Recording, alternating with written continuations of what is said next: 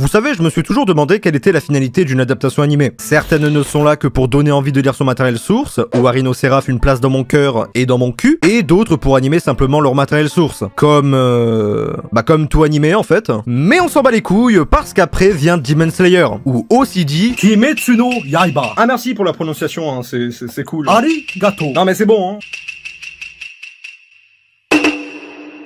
Quel autre animé à part SNK peut-on entendre parler en ce moment? Bon, il y a Choupi qui remonte un peu dans le top, hein, mais c'est pas vraiment le sujet. Demon Slayer, animé nous faisant suivre Tanjiro, qui aventure le large monde des chasseurs de démons pour rendre son humanité à sa sœur, devenue démon depuis l'attaque de son village où toute sa famille a été décimée. Sauf le daron. Oui, sauf le daron. Il est parti acheter un paquet de clopes. Ouais, exactement comme le mien.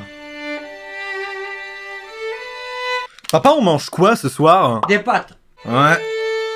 C'est bien ce qui me semblait. N'empêche, quand vous réfléchissez, c'est vraiment l'animé de l'année. Et pourquoi, vous me demanderez? C'est la seule œuvre où vous pourrez voir un garçon asthmatique apprendre à respirer avec un Pikachu somnambule et un Peppa Pig du bled dans le seul but d'aller vaincre Michael Jackson.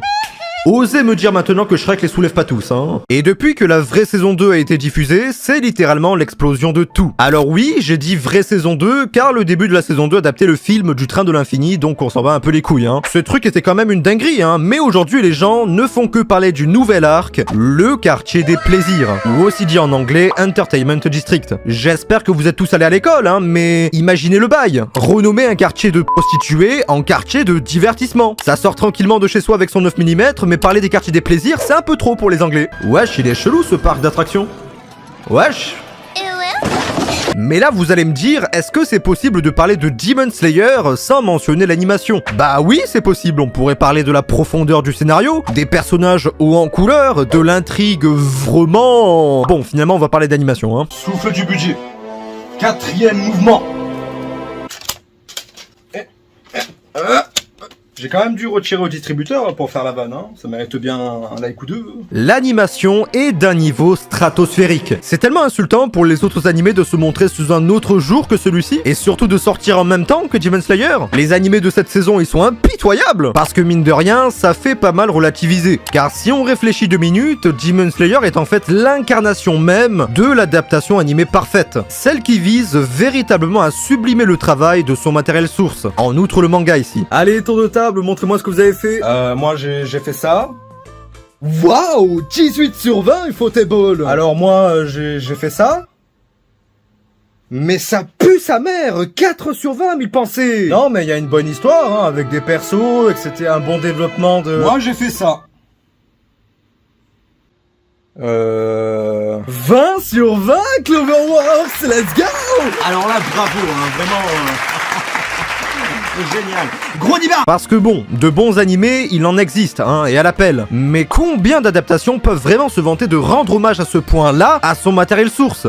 Ça devient tellement quelque chose que tu te dis que toute œuvre finalement mérite ce genre d'adaptation. Ça devrait pas être aussi rare de voir enfin de la qualité et de la valeur ajoutée dans une adaptation animée. À mon avis, il faudrait vraiment commencer à normaliser le fait d'ajouter quelque chose ou d'embellir quelque chose. Beaucoup trop d'animés de nos jours ne font que adapter platement leur matériel source sans rien ajouter de spécial. Parfois même en enlevant des trucs, c'est devenu tellement une habitude de voir des choses moyennes qu'on finit par ne plus vraiment avoir de repères de qualité pour certains trucs. Je pourrais donner comme exemple Dr Stone, hein, très bon animé, mais honnêtement, si lire le manga ne change pas tellement de regarder l'animé, en termes de divertissement et tout ce qui peut y être lié, bah je vois pas l'intérêt alors. Où est la valeur ajoutée si lire le matériel source se révèle être meilleur que regarder l'animé? Je sais que beaucoup ne sont que à but promotionnel justement, hein, et c'est quelque chose que j'ai appris à détester avec le temps, mais ça serait vraiment bien que beaucoup d'animés comme Demon Slayer donnent envie aux spectateurs de véritablement regarder et créer une hype aussi grande pour une adaptation aussi réussite. Mais dites-vous quand même que c'est tellement insultant qu'ils ont même fait des animations pour les préludes de fin. Vous savez, le genre de truc qu'on anime jamais. Ça suffit au bout d'un moment la provocation, ça va 2 minutes, hein. Mais une constatation principale se fait, c'est que les gens cassent vraiment les couilles. Voilà. Franchement, c'est pratique d'être youtubeur manga et animé. T'as vraiment toujours de quoi parler niveau sujet. Parce qu'il n'y a vraiment rien de mieux qu'une commu aussi dessoudée que la communauté animée manga. Littéralement, si vous aimez les animés et les mangas et que vous êtes un jeune passionné voulant partager sa route avec d'autres passionnés pour le bien de Demon Slayer, c'est sûr que carré par l'animation. Le scénario pire sa mère. L'animation, il y a trop de censure.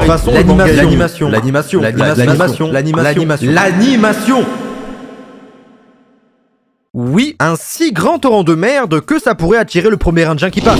Franchement, je peux pas totalement contredire, hein, c'est la première chose qu'on voit et la première chose qu'on kiffe. L'animation fait vraiment une bonne partie de la hype de cet animé, mais pour autant, dire que l'appréciation entière de l'œuvre repose uniquement sur le taf des animateurs sur ce projet, c'est un peu de la mauvaise foi, hein, et ça se démonte très facilement. Car si l'animation faisait vraiment tout, alors Tactope Destiny serait le meilleur animé du monde. Sauf que c'est pas le cas, et bien heureusement d'ailleurs. Et c'est bien pour quelque chose. Après voilà, hein, je ne peux pas mentir en disant que l'animation n'est pas une grande composante d'appréciation, mais elle ne l'est pas à 100%, ni même à 90%. Je ne vais pas vous mentir que moi aussi, au bout d'un moment, j'ai eu envie de voir là où ça menait. Je me suis intéressé à ce monde de démons sanguinaires, à l'identité bien particulière, et au passé assez bien chargé. Je me suis intéressé à tous les piliers et leur histoire, leur trait atypique ainsi que la puissance de chacun. Après avoir vu Tengen et Rengoku en action, j'ai qu'une seule envie, c'est de voir tout le reste des piliers à l'œuvre nous redonner des combats de fous qui vont dans tous les sens. Il y a aussi un petit suspense qui se crée sur l'identité de certains personnages et certaines puissances, plutôt kiffant, n'allons pas mentir. Outre ça, il y a bien sûr d'autres aspects appréciables et appréciés, dont je ne vais pas tous citer, hein, mais franchement, entre nous, qui n'apprécie pas Inosuke? Honnêtement, il est drôle, impulsivement marrant, il charge comme un fou furieux, le ref il a tout pour lui, en plus d'être plus beau qu'un homme moyen et qu'une femme moyenne, c'est insultant à la longue. Tout ça pour mettre un masque dégueulasse sur sa gueule. Waouh, franchement, mon ref, tu coupes grave bien. Ah, mais merci. La coupe, elle tue, mon ref, merci beaucoup, hein. Allez.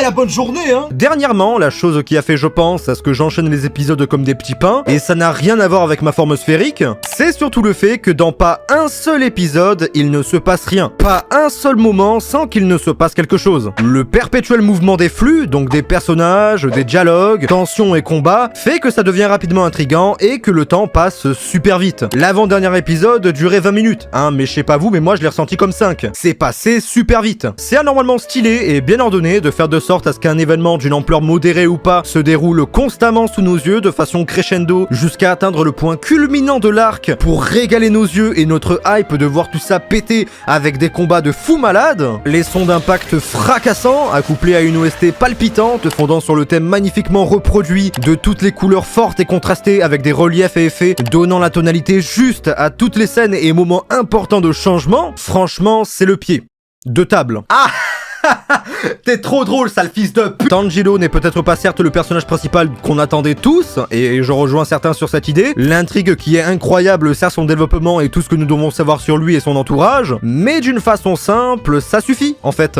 Beaucoup de choses suffisent à cet animé. Au vu de la réalisation de fou qu'il y a, ça relève le niveau de presque tout, et presque tout devient acceptable. L'humour, l'ambiance, les combats et toutes les composantes dont est fait l'animé finalement, et ça c'est quelque chose que je comprends pas, hein, vraiment. L'opinion populaire pardonne des tas de choses à plein d'animés. Mais ici, il y a beaucoup d'éléments dits pardonnables pour la plupart, qui ne sont pourtant pas pardonnés ici. Et ça, je comprends vraiment pas. Hein. Est-ce que c'est le fait que ça soit connu qui rend la tâche si compliquée d'accepter un tant soit peu les défauts d'une œuvre? L'essentiel reste toujours qu'il y ait plus de qualité que de défauts et que le visionnage soit agréable. On ne va pas non plus parler des gens qui aiment aller à contresens de toute tendance pour se sentir spécial. Ça, c'est un autre cas. Non, mais Shenka, ça pue la merde, hein. Vraiment, l'animé est nul, hein. Demon Slayer aussi. Je suis spécial. Mais en bref, j'ai parfois l'impression vague que les gens demandent beaucoup d'un shonen comme celui-ci. Ce n'est pas parce que c'est devenu ultra connu que cela doit forcément correspondre aux attentes du monde entier. Oui, ça aurait été bien si d'autres aspects avaient été plus mis en lumière que d'autres, etc. Mais que voulez-vous? La seule chose qu'on puisse faire, c'est apprécier ce qui se passe sous nos yeux pour le grand peu qu'on puisse y trouver de divertissant et le laisser de côté si ce n'est pas le cas. Mais surtout, mine de rien parce que ça se fait beaucoup, laissez les gens qui aiment et apprécient ça regarder ça et le faire en toute bonne tranquillité, hein. Parce que bon, au bout d'un moment, ça va, hein. Alors avant toute chose, et c'est même le plus important, si vous voulez reprendre là où l'anime s'est arrêté, vous pouvez reprendre tome 12 du manga, ou plus précisément chapitre 100. Je vous donne ça alors que le dernier épisode n'est pas encore sorti, hein. Je vous rappelle que c'est une estimation de où l'anime va s'arrêter, vu que le dernier épisode n'est pas encore sorti, mais je vous mettrai en commentaire le chapitre et le tome précis dès que le dernier épisode sort, évidemment. Bon, en ce qui concerne l'anime et la suite de l'anime, j'ai pas envie spécialement de vous baragouiner je ne sais pas combien de choses inutiles, surtout surtout pour cette licence-là. La merch est bien développée, tout est entretenu, le succès est fulgurant sur toutes les plateformes de streaming, son succès en salle, au cinéma, etc., etc. Enfin bref, se demander si Demon Slayer aura une saison 3, c'est comme se demander si One Piece aura une suite un jour. La série est énorme, dans tous les sens du terme, donc pas vraiment besoin de faire d'analyse poussée pour le déduire. Néanmoins, la chose qui peut toujours être possible, ça serait de faire comme avant, ça veut dire de faire une sorte de film transitoire entre le film et la prochaine saison, comme l'a fait le Train Infini pour le Quartier des Plaisirs. Bémol, c'est que l'animé a quand même adapté le film.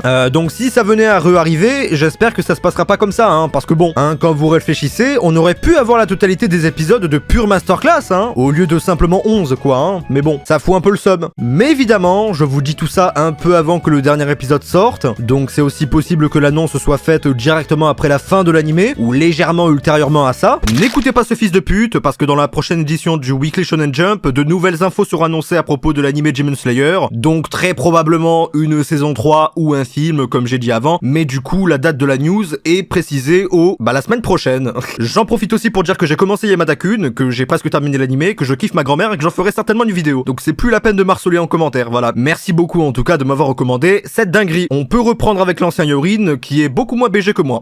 Bien sûr, dans tous les cas, vous me connaissez, je vous préviendrai en commentaire. Vous avez juste à en laisser un. Parce que sur ce, c'était tout pour cette vidéo, j'espère qu'elle vous aura plu et qu'elle vous aura aidé. Si c'est le cas, n'hésitez pas à vous abonner, liker et partager, ça me ferait vraiment super plaisir. Quant à moi, je vous dis à une prochaine vidéo. En attendant, portez-vous bien. Ciao, bye.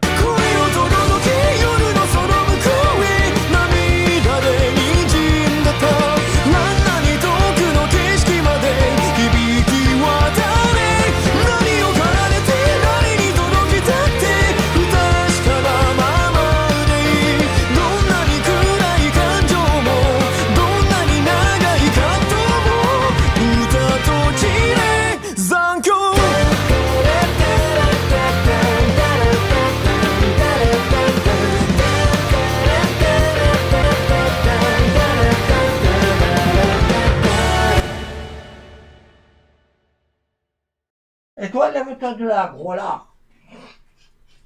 Je me sens visé.